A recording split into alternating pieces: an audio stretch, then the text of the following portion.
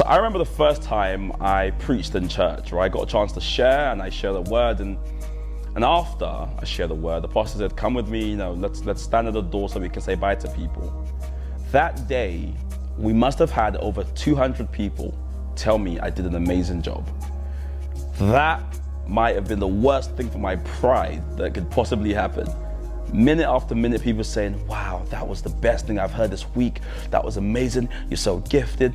And in my head, as much as I tried to fight, it was just getting bigger and bigger and bigger and bigger. Now, I've also had the same experience, but a different direction, where I preached and I thought that was great.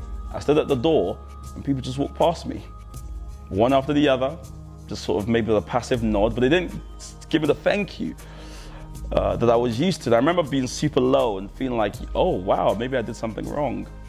My pastor pulled me to the side and he said, "Listen, I preach every Sunday. Do you think everyone every Sunday tells me I did a good job?" He said, "No, of course not. That would be very odd."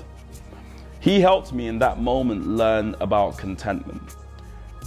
You're never really as good as people say you are, but you're never really as bad as people say you are. Human beings have imperfect assessment.